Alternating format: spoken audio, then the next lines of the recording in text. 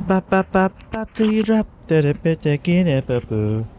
everybody, so welcome to the first video on the Foreign Depository. This is not a video that I wanted to start with ideally, but I just felt the need to, especially because over on TikTok, obviously that's where I've been making a lot of content, and I wanted to have more formal, sort of longer conversations than 3 minutes with you. And of course the first topic is the PlayStation Network store shutting down for the PlayStation 3 and PlayStation Vita. If you wasn't aware of this before, it obviously happened last week. I was in Taiwan at the time, and yes, so the inevitable is upon us. They teased it before, prices went up, and now we are in that situation again where the prices will go up, sort of, and it's going to be a bit of a lottery as to seeing what goes up and holds value, what goes up and kind of stabilizes and come back down, and so on and so forth. But as far as games are concerned, now is the time more than any to get into buying some physical media. Now, many people would say that this is like scaremongering and that, you know, drive sales to the market, but no, this is kind of a natural reaction. We already have seen of what has happened in the past, so I think now it's more a good time for us to kind of have a conversation on the kinds of games that you should be looking to pick up that are inevitably going to go up in value once that store closes. So quick information: the store closing initially is for Mexico, Honduras, and another Latin American country. I can't remember what it is.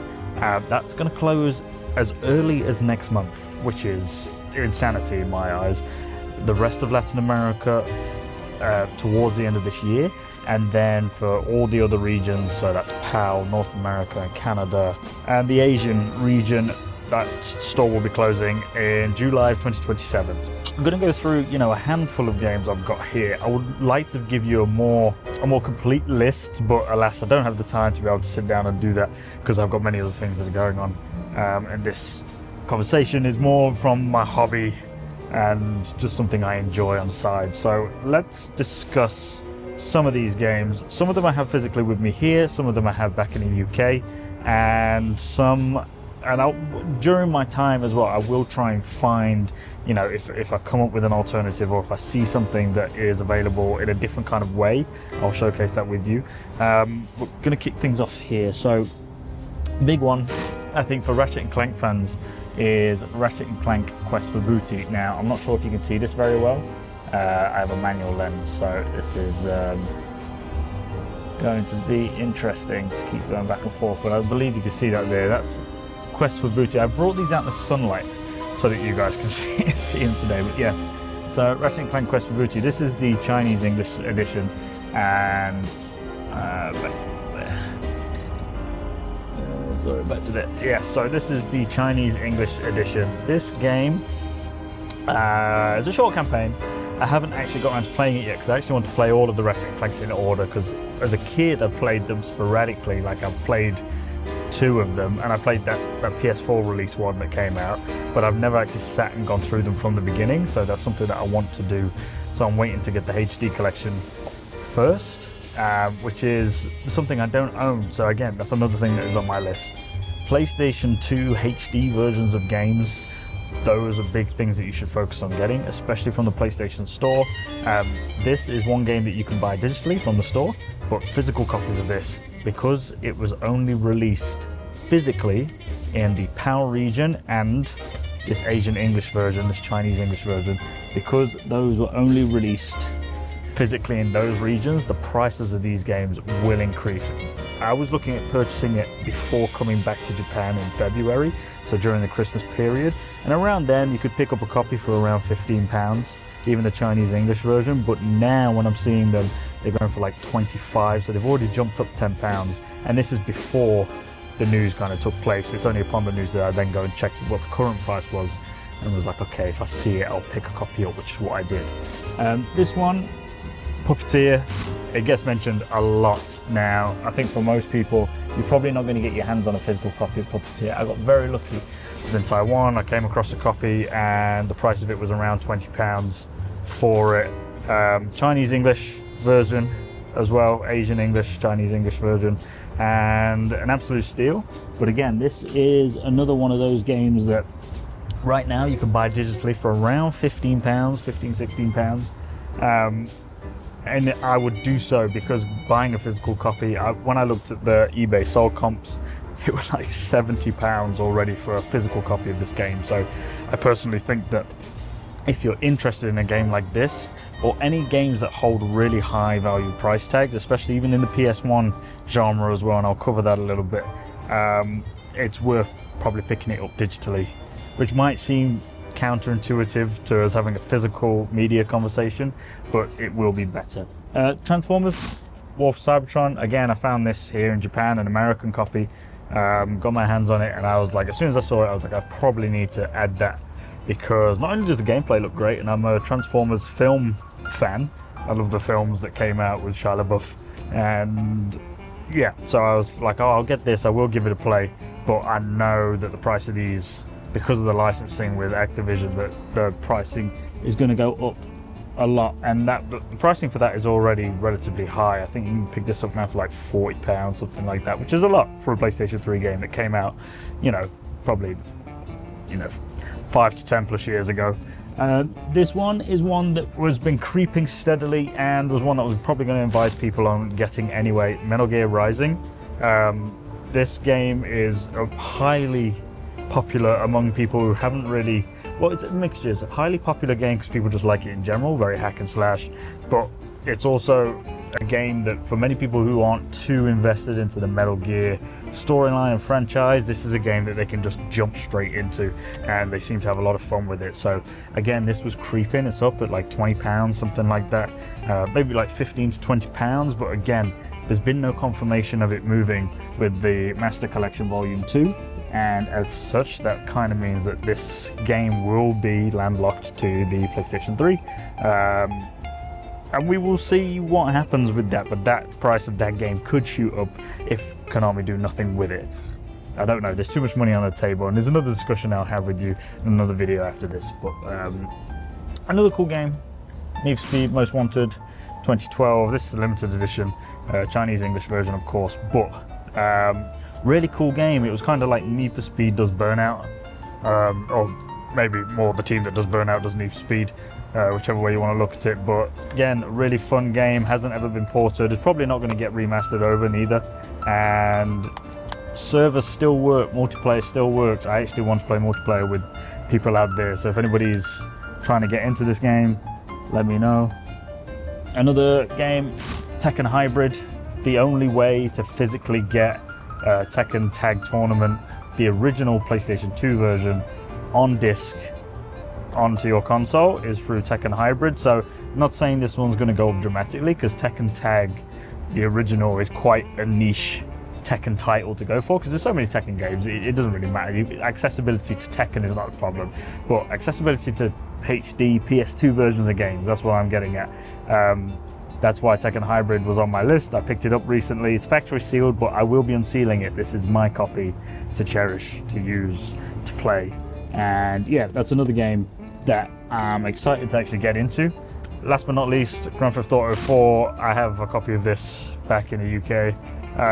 This is an American copy that I just found here on the shelves for really cheap, but the complete edition is what I actually want to get there. Episodes of Liberty City and Grand Theft Auto 4 and the episodes of Liberty City. That's what I want to try and get on disc. At the moment, obviously with the release of Grand Theft Auto 6 coming out, how dare I, sacrilege. With the release of that coming out, obviously that's going to be the big focus for the Rockstar Studios and for everybody really. And Grand Theft Auto 4, I can't really see it getting a port anytime soon. Some people might want to play this on Xbox, and again, this conversation that I'm having about the PSN store, it kind of, floats over to Xbox. I know they kind of got the Game Pass situation and backwards compatibility and that kind of thing, but so it's a slightly different conversation. But for PlayStation 3, picking up a game like this, I think is a very, very important thing to do, because these will creep. I mean, the complete edition is already, what, £20-30 to get, because there's so much. It's kind of like 3 GTA games in one. It's something you ought to start thinking about picking up. Even if you just pick up a standalone copy right now, would be a great addition to your catalog. Now, I have many other games, of course. If you look over on my TikTok, I've done triple packs unknown triple packs, like the Square Enix ones, the Ultimate Stealth Pack, the Ultimate Action Pack, Borderlands triple pack I just managed to pick up as well. So double packs, HD collections, those sorts of things are going to go up in value because it's a way of scaling down and getting more on disc for your money. The Assassin's Creed Heritage Collection, that is one, because it's one disc, 5 games on disc software. I think that's a really good pickup to get. That seems to hold its value quite well, but Assassin's Creed games are really easy to get a hold on. They've all been ported over multiple times, and Unity, which is the only one I could see there being like a demand for it from PS6 onwards. Again, that's on PlayStation 4, so it's not really a worry. So yeah, I think you haven't got to worry too much about that. Call of Duty games as well. I mean, most of them have been remastered. Modern Warfare 3 hasn't been remastered or touched, but it feels pretty inevitable that that's coming as well. So look, now's the time. If you've been sitting on the fence about collecting stuff for PlayStation 3, I think now is the time to go out there and maybe, you know, take some money and think about those options. Games like Killzone, the HD remaster, or the HD version, I won't say remaster, but the HD version that is in the PlayStation Store is something that I'm going to pick up because a physical copy of that game is way over £100. Getting the Killzone collection isn't too pricey, but again, that's something that might go up in value a lot. PlayStation 2 games, this is another thing I want to say. The PlayStation market for PS3 is split between different countries. So most people are most people recommend that you get like Asian like accounts. I'm recommending you get an American account. If you are a PAL user, you open up an American PlayStation account and you fund that account, and you've got access then to the games like Grand Theft Auto Vice City. What else is on there that is missing? Red Faction. Like, there's a lot of the PS2 titles are missing from the European storefront. So you might need an American account to access those things. You might say, hey, look, I don't need it, but hey, look, I've got an original version of Grand Theft Auto Vice City running now on PlayStation 3 from the PlayStation Store. So, you know, for me, I think there's a couple of things, a couple of takeaways. Don't hold back, make those purchases now, because you might regret it in a year's time. PlayStation 2 should be a focus, or HD collections. Think about making an account for a different region. It's 5 p.m? Yeah, it's 5 p.m. Think about making an account for a different region. I think Japan has like Shadow the Hedgehog and things like that. There are Sonic games that are, again, going to be lost to time. Infamous Festival of Blood DLCs that are going to be lost to time. It's time to go through with a fine-tooth comb and pick out the things that you want in your collection digitally, but from the PlayStation Store. PS1, again, there are games like Silent Hill that are available for like 6 quid, 7 quid. But again, the physical copies of those games, little note, Japanese version does play on PS3, jailbroken PS3, region free, and plays in English, so that's something to consider. Maybe the price of those games will go up as well. But yes, lots to think about, lots to move towards, and it's a shame that this is happening. And it's one confirmation that the PS3 is now being left behind, and that PS4 is now the new bottom mark of modern consoles. And then when PS6 comes out, and so on and so forth, and the PS4 will drop off. But personally, I think if you have a PlayStation 3 and a PlayStation 4, you can play pretty much 90%, if not 95%, of absolutely everything you would want to play. I hope you guys have enjoyed this. This has been Foreign Depository. I've been your host, Pace, and this has been a quick little discussion about the PSN store. I'll see you on the next time. Peace.